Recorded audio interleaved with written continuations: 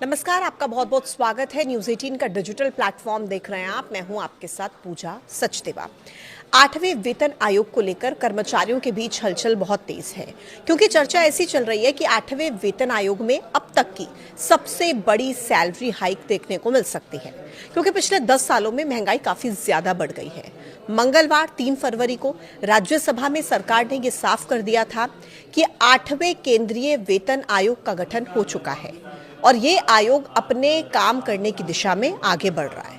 सरकार ने यह भी स्पष्ट किया था कि 8वां वेतन आयोग अपने गठन के 18 महीनों के अंदर अपनी सिफारिशें पेश करेगा, यानी कि केंद्रीय कर्मचारियों को अभी थोड़ा और इंतजार करना होगा। हालांकि देश के लाखों केंद्रीय कर्मचारी और पेंशन धारक 8वें वेतन आयोग की प्रक्रिया जल्द से जल्द पूरी होने का बेकरारी से इंतजार कर रहे हैं। लेकिन महंगाई के ताजा आंकड़ों ने इस तरफ इशारा कर दिया कि जो नई सैलरी है वो तय करने वाला फिटमेंट फैक्टर कम से कम कितना हो सकता है। सबसे पहले आप ये समझिए कि फिटमेंट फैक्टर का पूरा गणित क्या कहता है। देखिए, सोशल मीडिया और कर्मचारी यूनियंस के बीच इन दिनों 1.60 फिटमेंट फैक्टर की काफी ज्यादा चर्चा है। आसान भाषा में मैं आपको इसको समझाऊंगी कि जब भी कोई नया वेतन आयोग आता है तो आपकी जो पुरानी बेसिक सैलरी है उसको एक खास नंबर से गुणा किया जाता है, मल्टीप्लाई किया जाता है, ताकि नई सैलरी तय हो सके। आसान भाषा में ऐसे इसको समझिए कि फिटमेंट फैक्टर एक ऐसा नंबर है, यानी कि एक मल्टीप्लायर है, जिससे आपकी जो पुरानी बेसिक सैलरी है उसको गुना करके नई बेसिक सैलरी तय की जाती है। फॉर एग्जाम्पल, 7वें वेतन आयोग में ये 2.57 था, 2.57, यानी अगर किसी की बेसिक सैलरी 7,000 रुपए थी तो उसे 2.57 से गुना करके मल्टीप्लाई करके 18,000 कर दिया गया था। अगर 1.60 का न्यूनतम फिटमेंट फैक्टर आधार माना जाता है तो भी सैलरी में बढ़ोतरी तय है। लेकिन अगर सरकार 7वें वेतन आयोग की तरह इसे 2.57, 2.57 या फिर उससे ज्यादा रखती है तो न्यूनतम बेसिक सैलरी 18,000 से बढ़कर 34,000 से 51,000 के बीच में पहुंच सकती है। फिटमेंट फैक्टर बढ़ने का सीधा फायदा पेंशनर्स को भी मिलता है।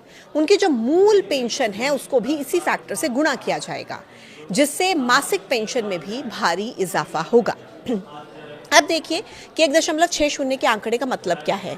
देखिए, भले ही आंकड़ों के हिसाब से 1.60 का आधार यानी कि बेस बन गया हो, लेकिन असलियत में फिटमेंट फैक्टर इससे काफी ऊपर जा सकता है और इसके पीछे 2 बड़े कारण हैं। पहला कारण कोरोना काल 2020-21 के दौरान सरकार ने 18 महीने का डीए फ्रीज कर दिया था, जो कर्मचारियों को कभी वापस नहीं मिला। अगर वो पैसा इसमें जोड़ा जाए तो डीए आज 60% से कहीं ज्यादा होता।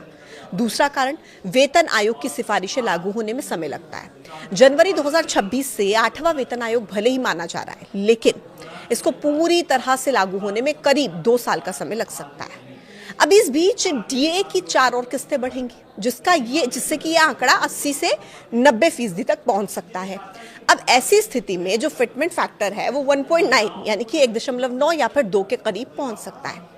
हालांकि कर्मचारी यूनियन इसकी मांग 2.86 से 3.25 तक कर रहे हैं, ताकि सैलरी में सम्मानजनक बढ़ोतरी हो सके।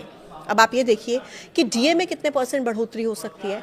दिसंबर 2025 के महंगाई आंकड़ों CPI-IW के हिसाब से जनवरी 2026 से महंगाई भत्ते यानी कि डीए में 2% की बढ़ोतरी पक्की हो गई।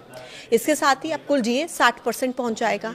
अब नियम के हिसाब से अगर आपकी बेसिक सैलरी 100 रुपए है और उस पर 60 रुपए महंगाई भत्ता आपको मिल रहा है, तो आपकी कुल वैल्यू कितनी हो गई? 160 हो जाती है। और यही वजह है कि जानकार कह रहे हैं कि 8वें वेतन आयोग का फिटमेंट फैक्टर 1.60 से कम हो तो हो ही नहीं सकता, क्योंकि ये महंगाई के हिसाब से आपका हक बन चुका है। अगर हम पुराने रिकॉर्ड्स भी देखें तो हर बार कर्मचारियों को मोटा फायदा मिलता है।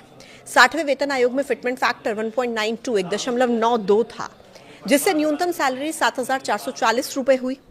फिर 7वें वेतन आयोग में इसको बढ़ाकर 2.57 कर दिया गया, जिससे न्यूनतम बेसिक सैलरी सीधे 18,000 रुपए पहुंच गई। और यही कारण है कि इस बार भी कर्मचारियों की उम्मीदें बहुत ज्यादा हैं। हालांकि फिटमेंट फैक्टर कितना होगा, इसका आखिरी फैसला सरकार अपनी आर्थिक स्थिति, कर्मचारियों की मांग को देखकर लेगी। हालांकि 1.60 का आंकड़ा अब पक्का माना जा रहा है, लेकिन कर्मचारियों की मांग है कि इसे 2.86 से भी ऊपर रखा जाए। फिलहाल ये फैसला सरकार के हाथ में है और मार्च 2026 तक कैबिनेट की बैठक में इस पर कोई बड़ा अपडेट आने की संभावना भी है। कुल मिलाकर हाल ही के महंगाई भत्ते यानी कि डीए से जुड़े आंकड़ों ने फिटमेंट फैक्टर को लेकर एक बेस लेवल अनुमान तय करने में मदद की है।